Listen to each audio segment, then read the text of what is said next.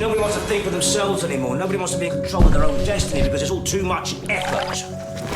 Stop when you stop with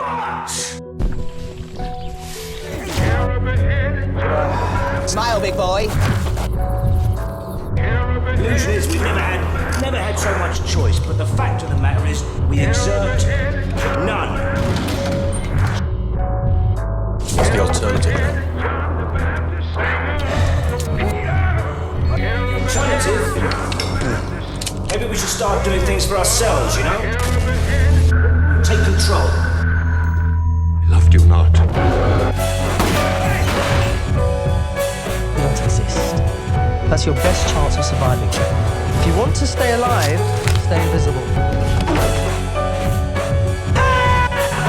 I'm still trying to No survive. destiny, no fate, no karma, no spells, no curses. This is just a series of misunderstandings, okay? Could have happened to anybody. I don't know. No more, no less. You stupid or what? This is all basically your fault, you know.